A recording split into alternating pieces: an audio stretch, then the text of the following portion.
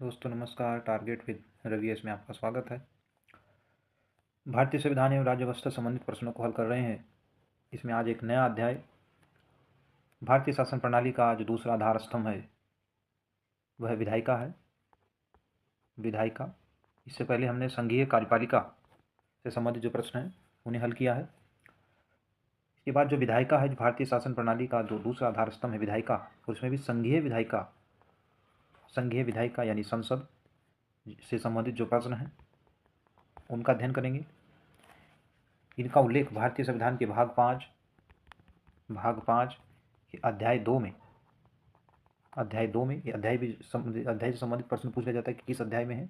तो भाग 5 अध्याय 2 में अनुच्छेद 79 से 122 यानी अनुच्छेद 79 से 122 तक संघीय विधायिका का उल्लेख किया गया है। इसमें अनुच्छेद 79 में संसद का उल्लेख है, जिसमें संसद के 3 अंग बताए गए हैं। पहला अंग आपका राज्यसभा, लोकसभा तथा राष्ट्रपति, ये 3 अंगों से मिलकर संसद का निर्माण होता है। तो आइए चर्चा करते हैं संघीय विधायिका से संबंधित जो प्रश्न हैं, जो पूर्व में पूछे गए प्रश्न हैं या भविष्य में पूछे जाने की संभावना, उन पर चर्चा करते हैं। पहला प्रश्न है, लोकसभा में राज्यवार सीटों का आवंटन सन 1971 की जनगणना पर आधारित है। यह निर्धारण किस वर्ष तक यथावत रहेगा? तो यह निर्धारण 2026 तक रहेगा, क्योंकि 84वें संविधान संशोधन 1971 के अंतर्गत जो है यह प्रावधान किया गया। तो उसमें आपका ऑप्शन बी राइट हो जाएगा। प्रश्न नंबर 2 है, भारत के संविधान के अनुच्छेद 82 के अनुसार लोकसभा की सीटों का राज्यसभा के मध्य आवंटन जनगणना के आधार पर होगा। तो यह 1971 की जो है जनगणना के आधार पर होगा। क्वेश्चन नंबर 3 है, 84वें संविधान संशोधन अधिनियम द्वारा लोकसभा की कुल सदस्य जो सीटों की संख्या है 1971 की जनगणना के आधार पर कर दी गई है। ये तब तक नहीं बदली जाएगी तब तक एक वर्ष विशेष के बाद पहली जनगणना नहीं होगी। तो इसमें भी आपका option D is right answer आपका हो जाए। अगला प्रश्न है, लोकसभा में राज्यों को किस आधार पर सीटें आवंटित की गई हैं? तो ये सीटें आवंटित जो होती है जनसंख्या के आधार पर होती है। जैसे आपका उत्तर प्रदेश राज्य है, तो सर्वाधिक जनसंख्या वाला जो राज्य है वो उत्तर प्रदेश है। इसमें लोकसभा सदस्यों की संख्या जो है आपका 80 है, जबकि महाराष्ट्र में 48 सीट। इसके बाद आपका पश्चिम बंगाल तीसरे नंबर पर, जहाँ 42 लोकसभा सदस्य जो निर्वाचित होते हैं। इसके बाद आपका बिहार है, जहाँ पर 40 लोकसभा सदस्य निर्वाचित होते हैं। तो ऑप्शन 4 का ए इज राइट आंसर। पांचवा प्रश्न है, लोकसभा में सदस्यों की जो अधिकतम संख्या निर्धारित की गई है, लोकसभा में सदस्यों की जो अधिकतम संख्या है वो निर्धारित की गई। तो अभी 104वें संविधान संशोधन 2020, 104वां संविधान संशोधन जो 2020 में हुआ, उसमें आंग्ल भारतीय समुदाय के 2 जो सदस्य थे उनकी संख्या को हटा दिया गया है। अब जो वर्तमान में जो अधिकतम संख्या लोकसभा की है वह 550 है, जबकि वर्तमान में वास्तविक अगर स्थिति देखी जाए तो लोकसभा सदस्यों की संख्या जो है 543 है, जिसमें 524 निर्वाचित हैं राज्यों से, जबकि 19 सदस्य जो है केंद्र शासित प्रदेशों से निर्वाचित होते हैं। तो आपका ऑप्शन इसमें C is right answer. Question number 6 देखते हैं, लोकसभा के प्रथम स्पीकर कौन है? तो लोकसभा के प्रथम जो अध्यक्ष हैं वह जीवी मावलंकर हैं। Option A is right answer. Question number 7 है, लोकसभा की पहली महिला अध्यक्ष कौन है? तो लोकसभा की प्रथम महिला अध्यक्ष मीरा कुमार हैं। मीरा कुमार लोकसभा की प्रथम जो महिला अध्यक्ष हैं। क्वेश्चन नंबर 8 है, लोकसभा अध्यक्ष को उसके कार्यकाल की समाप्ति के पूर्व पद से हटाया जा सकता है। ऑप्शन ए है प्रधानमंत्री की संस्तुति पर राष्ट्रपति द्वारा, यदि लोकसभा इस आशय का प्रस्ताव पारित कर दे। तो इसमें आपका ऑप्शन बी सही हो जाएगा। लोकसभा के जो सदस्य हैं वह इस आशय का जो प्रस्ताव जो पारित कर दें, तभी जो है लोकसभा अध्यक्ष को उसके पद से कार्यकाल की समाप्ति से पूर्व पद से हटाया जा सकता है, जिसका उल्लेख अनुच्छेद जो 94 है, भारतीय संविधान का अनुच्छेद 94 है। इसमें लोकसभा का विघटन का जो उल्लेख है, लोकसभा के प्रथम अधिवेशन के ठीक पहले तक अध्यक्ष जो है अपने पद पर बने रहे। तो ऑप्शन इसमें बी आपका राइट हो जाएगा। जबकि लोकसभा के अध्यक्ष का जो उल्लेख है वह अनुच्छेद 93 में दिया गया है कि लोकसभा अपनी जो प्रथम बैठक है उनमें उस प्रथम बैठक में अपने सदस्यों में से ही एक अध्यक्ष अथवा एक उपाध्यक्ष का चुनाव करती है। जबकि अनुच्छेद 94 के अनुसार लोकसभा अध्यक्ष अपना जो त्यागपत्र है वह उपाध्यक्ष को तथा उपाध्यक्ष अपना त्यागपत्र लोकसभा अध्यक्ष को जो है वो देते हैं। तो ऑप्शन इसमें आपका B is right answer. Question number 9 है, कथन दिया है राज्य सरकार लोकसभा के नियम 184 के अंतर्गत वाद विवाद जो है पसंद नहीं करती है। कारण दिया है, इस नियम में बहस के साथ साथ मतदान का भी प्रावधान है। तो इसमें कथन और कारण दोनों सही हो जाएंगे। कथन कारण दोनों सही हो जाएगा, यानी ए ऑप्शन आपका इसमें राइट हो जाएगा, जबकि व्याख्या भी इसमें सही पाई गई है। क्वेश्चन नंबर 10 है, निम्नलिखित में से कौन सा एक लोकसभा का सर्वाधिक बड़ा यानी क्षेत्रफल के अनुसार सबसे बड़ा जो है निर्वाचन क्षेत्र है, तो सबसे बड़ा निर्वाचन क्षेत्र आपका इसमें लद्दाख हो जाएगा, तो option B is right answer. अगला प्रश्न है क्वेश्चन नंबर 11, लोकसभा के एक वर्ष में कम से कम कितने सत्र बुलाए जाते हैं, तो 11 का आपका ऑप्शन इसमें बी हो जाएगा। एक वर्ष में कम से कम 2 सत्र जो है इसके बुलाए जाते हैं, जैसे मानसून सत्र, बजट सत्र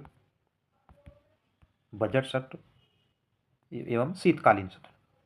तो अधिकतम जो है इसमें कम से कम जो है 2 सत्र तो बुलाए जाते ही। 2008 में डिलिमिटेशन के बाद यूपी में निर्वाचकों की संख्या के अनुसार सबसे बड़ा लोकसभा क्षेत्र तो उत्तर प्रदेश का जो इसमें संबंधित प्रश्न है, तो इसमें आपका उन्नाव सही हो जाएगा, 12 का आपका option B is right answer. अगला प्रश्न है, निम्नलिखित में से राज्यों के किस युग्म को लोकसभा में समान सीटें प्राप्त हैं, तो समान सीटें अगर देखा जाए तो उसमें पंजाब जो राज्य है, पंजाब, आसाम जैसा गुजरात एवं राजस्थान, इसके साथ ही मध्य प्रदेश एवं तमिलनाडु। तो पंजाब अगर राज्य को देखें तो इसमें पंजाब को 13 स्थान जो है दिए गए हैं, जबकि आसाम जो राज्य है इसे 14 स्थान दिए गए। तो आसाम को 14 जबकि पंजाब को 13। इसके साथ अगर देखा जाए तो गुजरात जो राज्य है इसे 26 स्थान दिए गए हैं, जबकि राजस्थान को 25 स्थान इसमें दिए गए। यहाँ से संबंधित जो है प्रश्न कई बार यूपी पीसीएस प्रारंभिक परीक्षा या अन्य जो भी एग्जाम होते हैं उनमें यहाँ से ऑब्जेक्टिव प्रश्न पूछ लिया जाता है, किस राज्य में लोकसभा जो है सदस्यों की संख्या कितनी है। इसके साथ ही मध्य प्रदेश राज्य में जो लोकसभा सदस्यों की संख्या है 29 हो जाएगी, जबकि तमिलनाडु में इनकी संख्या 39 है। तमिलनाडु में 39 लोकसभा सदस्य निर्वाचित होते हैं। इसके साथ ही आंध्र प्रदेश दिया है, क्योंकि आंध्र प्रदेश में विभाजन से पूर्व से जो तेलंगाना राज्य का गठन जून 2014 में हुआ, इससे पूर्व आंध्र प्रदेश में लोकसभा सदस्यों की संख्या 42 थी, जबकि राजस्थान में 25 जो है लोकसभा सदस्य हैं। आंध्र प्रदेश का विभाजन तेलंगाना में होने के बाद यहाँ 25 लोकसभा सदस्य हैं, 25 लोकसभा सदस्य, और तेलंगाना में जो है शेष 17 सदस्य निर्वाचित होते हैं। तो इस आधार पर इसका ऑप्शन आपका डी इज राइट आंसर हो जाए, तो 13 का आपका ऑप्शन डी सही हो जाएगा। अगला प्रश्न देखते हैं, क्वेश्चन नंबर 14 है, लोकसभा में मंत्रिपरिषद के विरुद्ध अविश्वास प्रस्ताव लाने हेतु न्यूनतम सदस्य जो संख्या है वह कितनी है, तो इसमें 14 का आपका ऑप्शन डी सही हो जाएगा, 50 न्यूनतम सदस्य जो इसके लिए अनिवार्य होते हैं। क्वेश्चन नंबर 15, निम्न युग्मों में से कौन सा युग्म सही नहीं है, आंध्र प्रदेश में 42 हैं, आसाम में 14 हैं, पंजाब में 13 हैं, जबकि पश्चिम बंगाल में 42 हैं। तो इसमें आपका ऑप्शन विभाजन से पूर्व जो है ये आंध्र प्रदेश उस समय सही था, लेकिन वर्तमान के समय में ये सही नहीं है, तो option A is right answer. अगला प्रश्न है, आम चुनाव, ये 2009 से संबंधित जो लोकसभा चुनाव हुए थे उससे संबंधित है।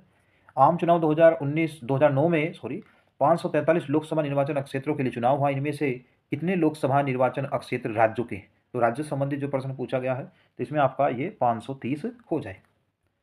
लोकसभा, अगला प्रश्न है, लोकसभा के कितने स्थान राजस्थान राज्य के लिए निर्धारित हैं, तो 25 सीट जो है राजस्थान राज्य को लोकसभा में दी गई है, तो 17 का आपका ऑप्शन सी राइट हो जाएगा। क्वेश्चन नंबर 18 है, लोकसभा का कार्यकाल किसी भी स्थिति में नहीं बढ़ाया जा सकता, एक बार में 6 महीने के लिए बढ़ाया जा सकता है, और आपातकाल की घोषणा के दौरान एक बार में 1 वर्ष तक के लिए बढ़ाया जाएगा, जबकि डी ऑप्शन दिया है कि आपातकाल की घोषणा के दौरान एक बार में 2 वर्ष तक के लिए बढ़ाया जा सकता है, तो 18 का आपका ऑप्शन सी इसमें राइट हो जाएगा।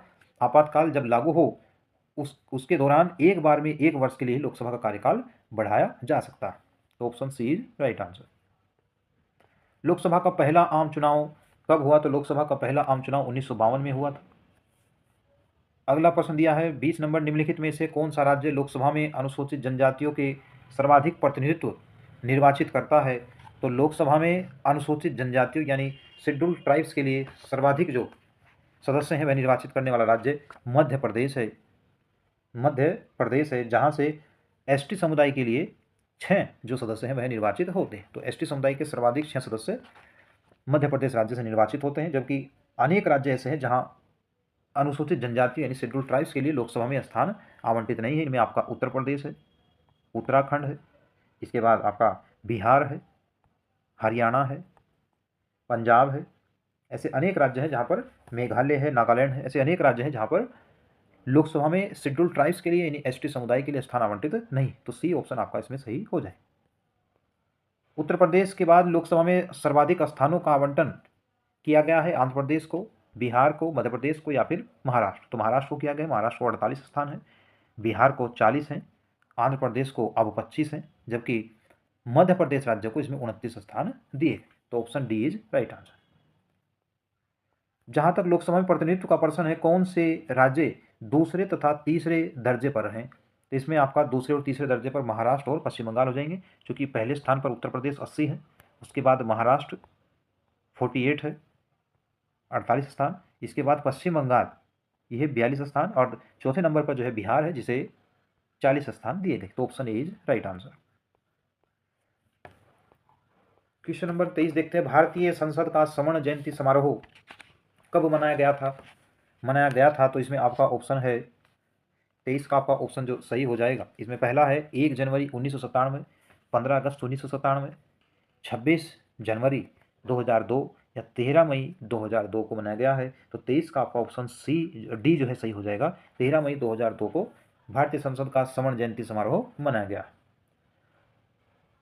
क्वेश्चन नंबर 24 है, लोकसभा की वर्तमान जो सदस्य संख्या है वह कितनी है? तो वर्तमान जो सदस्य संख्या है वह 545 है ऑप्शन के अनुसार, लेकिन वर्तमान में जो वास्तविक स्थिति देखें तो 543 है। तो वर्तमान परिस्थिति के अनुसार ऑप्शन बी इसमें सही हो जाएगा, क्योंकि 104वें संविधान संशोधन 2020 के अनुसार जो आंग्ल भारतीय समुदाय के 2 सदस्य राष्ट्रपति द्वारा मनोनीत किए जाते थे, वह प्रावधान अब निरस्त कर दिया गया है। तो ऑप्शन इसमें बी वर्तमान परिस्थिति के अनुसार सही